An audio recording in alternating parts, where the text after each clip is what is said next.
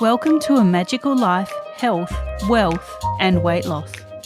I'm your host, Magic Barclay, lead practitioner at Holistic Natural Health Australia and #1 best-selling author. In this podcast, I aim to give you practical tips on how to accelerate and sustain your health, increase your financial, spiritual and emotional wealth, and to look at something that haunts many of us needlessly, weight loss. In some episodes, I'll have guests available to give you even more tips, but in others, the floor is yours. Drop us a line at A Magical Life Podcast on Facebook and let me know what you would like to know more about. Now, sit back and enjoy, because it is time for you to create and truly discover a magical life. Welcome back to A Magical Life. I'm your host, Magic Barclay, and today I'm joined by Dr. Mary Barson. Mary is a dedicated general practitioner and weight loss doctor. Her passion is to empower people suffering with obesity, who may be overweight or who have metabolic disease, and to heal their metabolism and lose weight sustainably. She runs an online weight loss coaching program, and she is not your typical weight loss industry person. As a polycystic ovarian syndrome or PCOS sufferer, Dr. Mary knows what it is like to be overweight with metabolic disease. She healed her own metabolism using a sensible, real food approach and is now passionate about helping others do the same. Her genius is in combining compassion, psychology, and expert medical knowledge to help people lose weight and heal their bodies sustainably. Dr. Mary possesses both a medical degree and a biochemistry degree. She is a qualified medical hypnosis practitioner and has additional psychological and nutritional training. When not working in the clinic or coaching online, Dr. Mary is chilling out at home with her very cute daughter and lovely partner. She enjoys dancing badly in her kitchen and taking her crazy border collies to the beach. Welcome, Dr. Mary. Oh, thank you so much for having me, Magic. I'm excited to be here. You're welcome. Tell me, border collies. Yes, they are gorgeous. We've got an old girl, bless her, she's 11, and we've got a crazy young pup who's not really a puppy anymore. She's almost 1, and she has been recently just tearing the house apart because we just got her desexed and had to keep her inside. And I think she has chewed absolutely everything that we own. So I'm looking forward to being able to take her back to the beach so she can get her energy out there. That'll be fantastic. Now, dancing badly in the kitchen.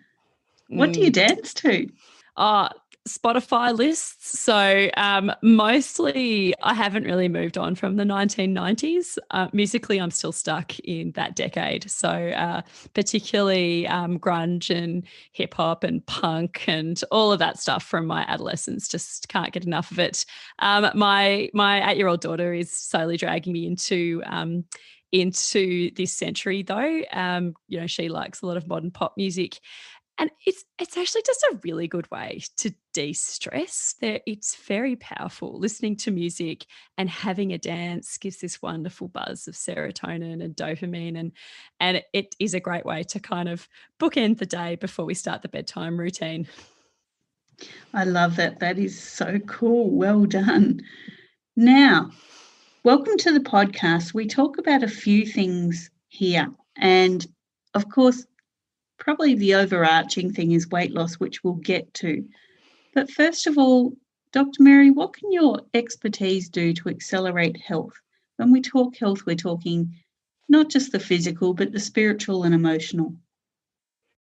Yeah, such a wonderful question. And I love that you talk about health as opposed to, just weight loss, because it really is all about health. For me, health is addressing both the physiology, the physiological causes behind chronic disease, behind obesity, diabetes, fatty liver, polycystic ovarian syndrome, whatever it is that people are suffering. And my area of expertise in particular is the metabolic diseases. People who've got metabolic syndrome and metabolic diseases, heart disease, among them.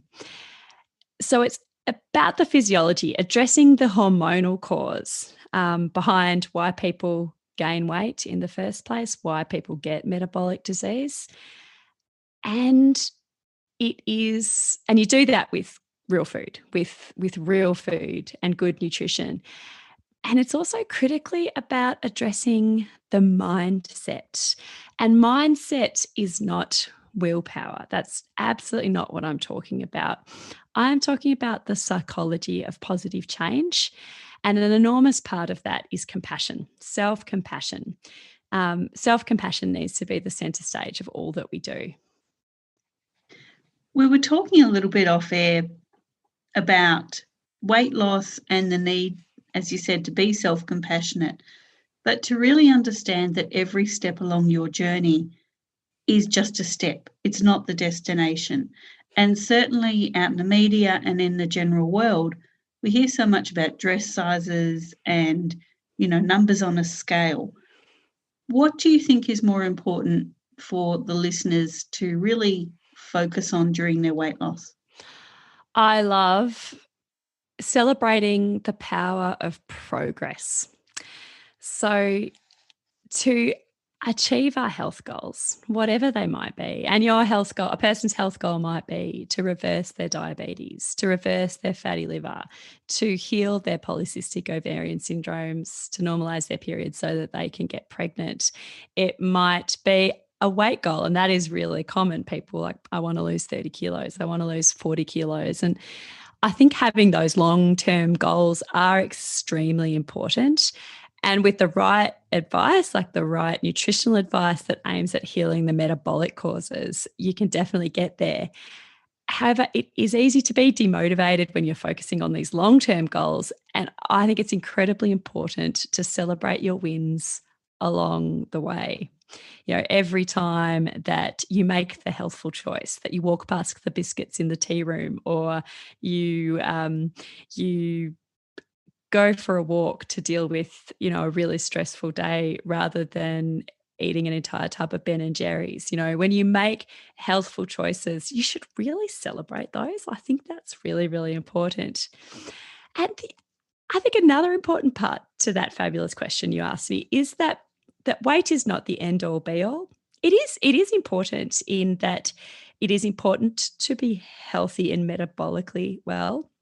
And I will discuss what I mean about metabolically well in a moment. However, it is possible to actually be quite healthy and not have a BMI of 24 or less. People can have a higher body mass index and still be healthy. It's really about the metabolic health. So I myself am a size of 14 to 16. I'm not, what would be considered, a aesthetically perfect body shape. However, my body is really healthy, and it hasn't always been. I used to have polycystic ovarian syndrome and fatty liver and elevated insulin. And now I've got perfectly healthy, normal liver. My PCOS symptoms have completely gone into remission, totally normal now.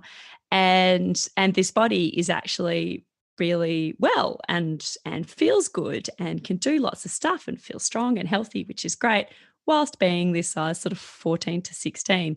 And that's fine. Like, I really am very much okay with that. And indeed, when I'm sitting across from a patient in my general practice clinic, or when I'm dealing with people with our online programs in real life medicine, I'm far more interested in their wellness and their metabolic health and how they feel than I am about their weight. To me, weight loss is basically a pleasant side effect of healing your metabolism and improving your health. And what I mean about metabolic disease, I think that's important because I'm throwing this term around a lot, is really for most people who are overweight, The cause behind this imbalance is imbalanced metabolic hormones, most specifically insulin and insulin resistance. Insulin resistance is at the cause of weight gain for many, many, many, almost all people who suffer with their, with weight issues. And how you can lower insulin and heal your metabolism is with a real food diet, and particularly a lower carb real food diet. And that's what we do at Real Life Medicine. We address the nutrition and the all important psychology behind it. I love that. That's absolutely fantastic. And you mentioned about the big goals like losing 30 kilos.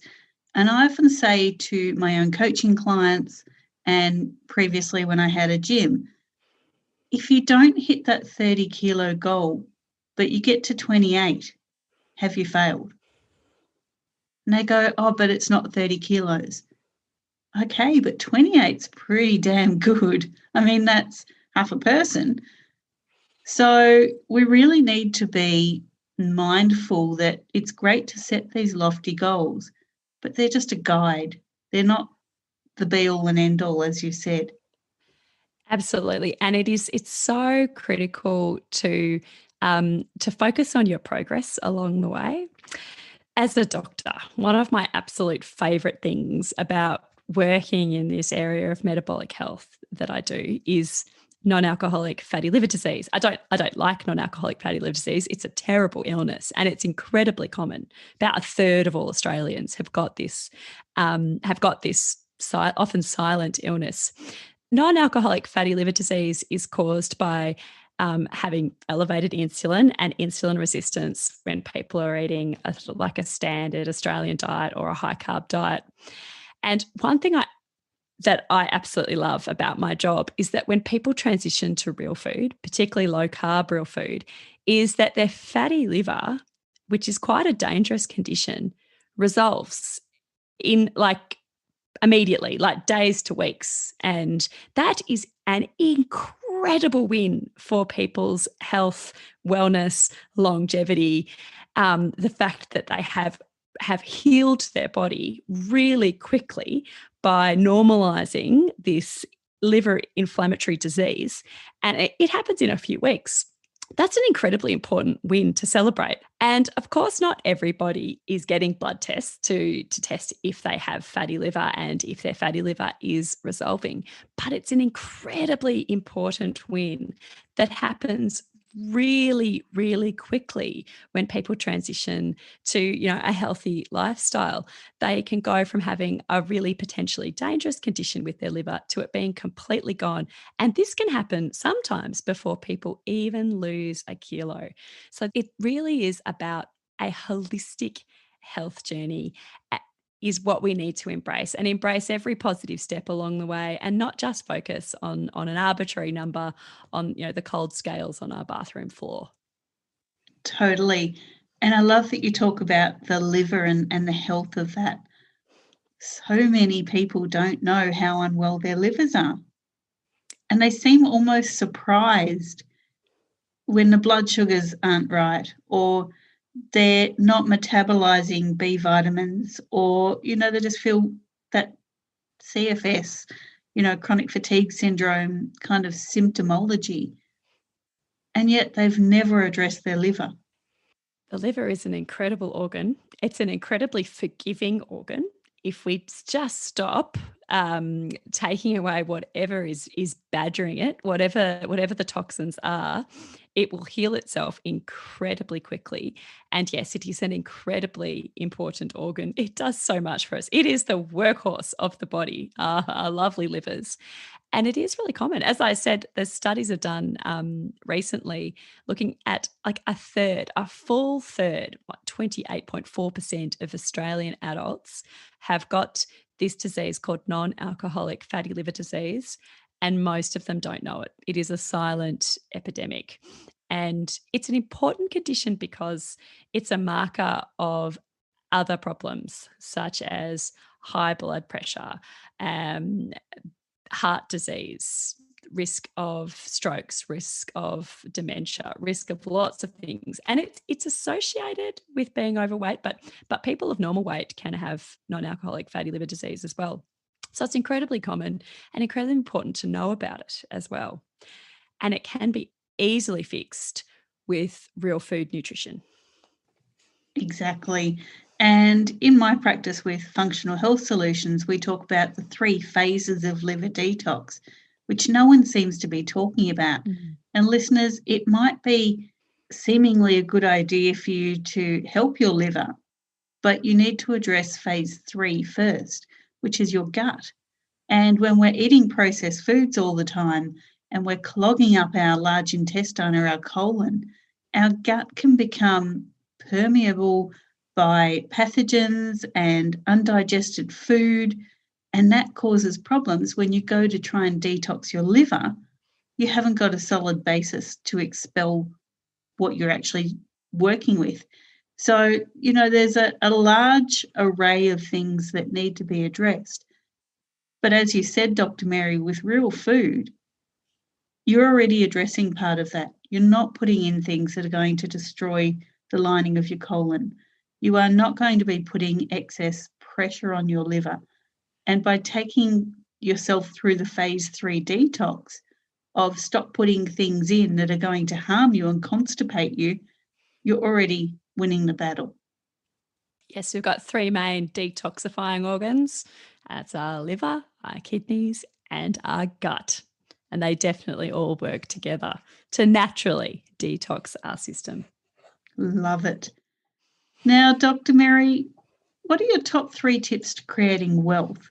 When we talk about wealth, we're talking not just the financial wealth, but personal and emotional. Number 1 for me would be learn to cultivate self-compassion.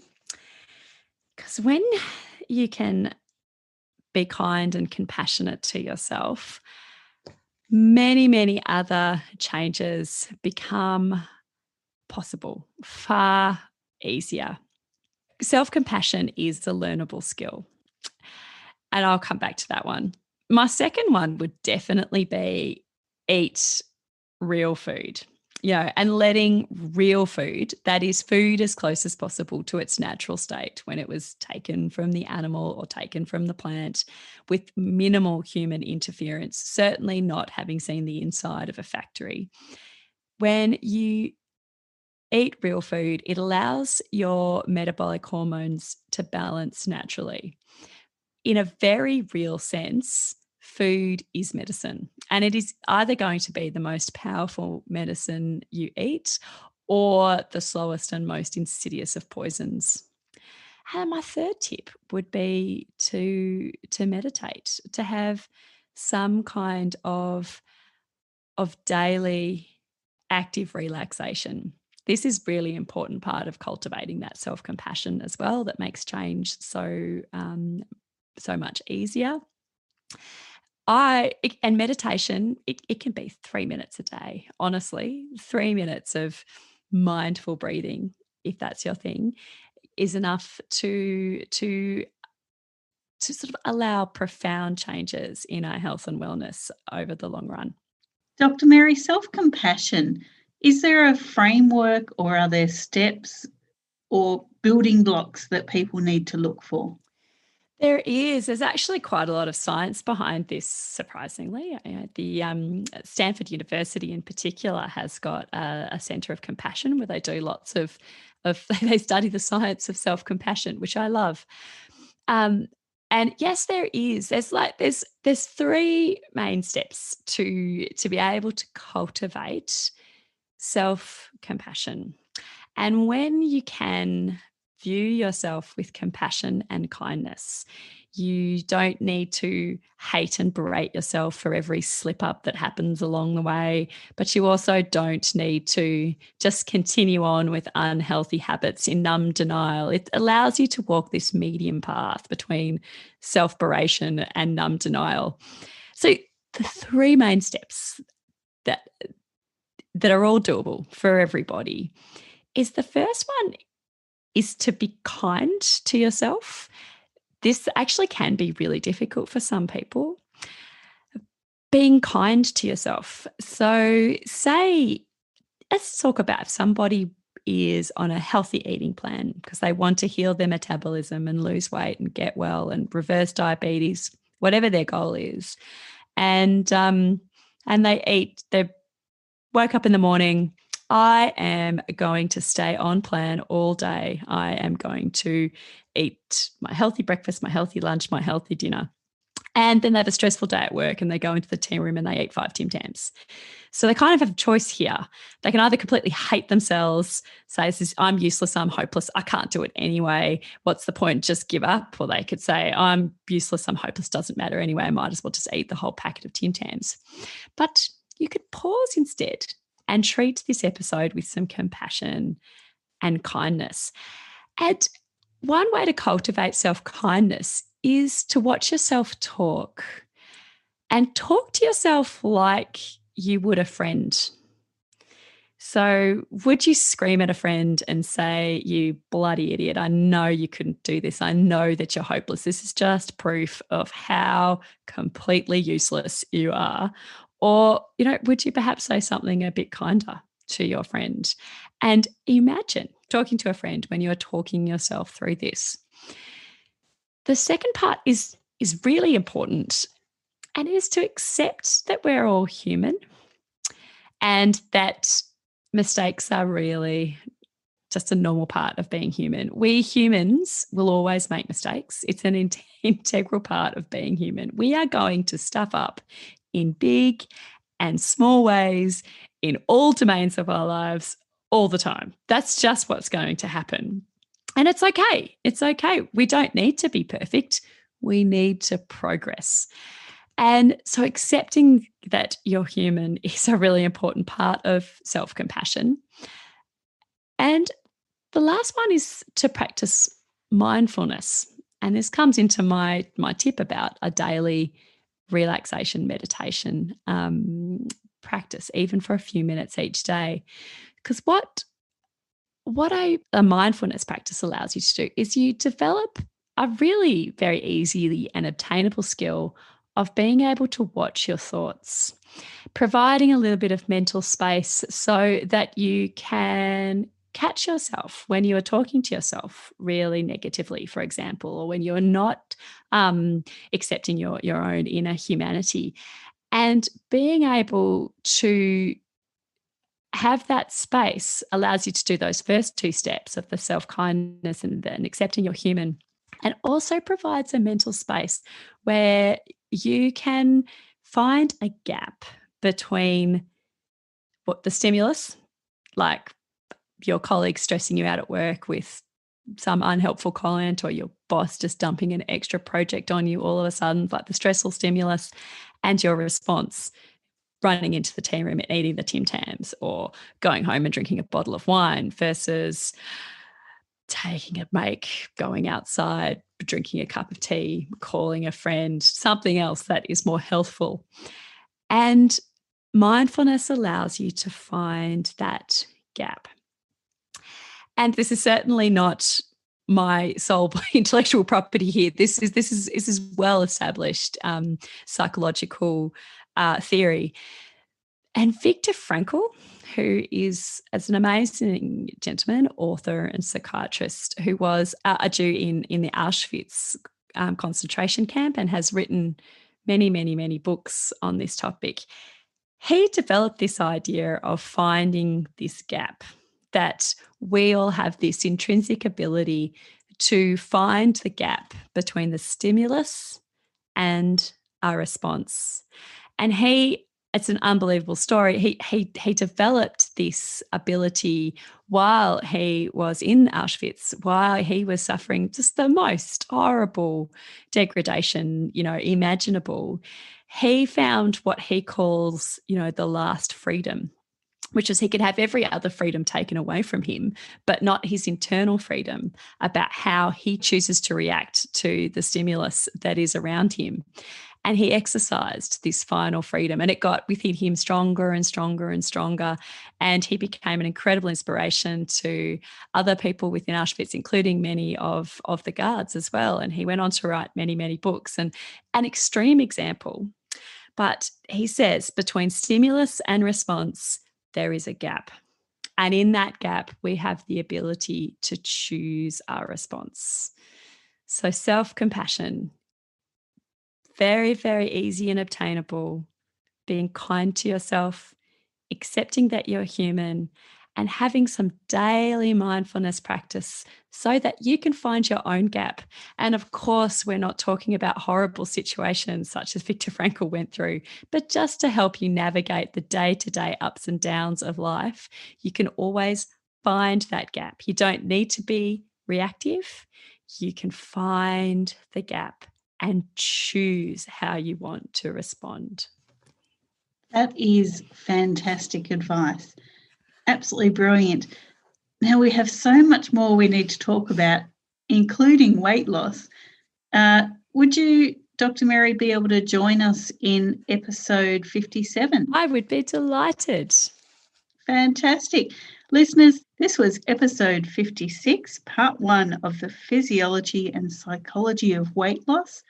Stay tuned for much, much more, but for now, I will leave you with Dr. Mary's Instagram. You can find her at www.instagram.com, real_life_medicine, also at Real Life Medicine, all one word, on Facebook, or on www.rlmedicine.com. Dr. Mary, thank you for today, and we will speak to you more in episode 57. Thank you. I can't wait. Thanks for listening today. Please subscribe to hear future episodes, leave a review, and share this podcast. You can follow us on Facebook at A Magical Life Podcast or at Holistic Natural Health Australia. That's holistic with a W. You can find us on Instagram at Holistic Natural Health or at www.holisticnaturalhealth.com.au. That's where you'll access all sorts of articles, freebies, and more.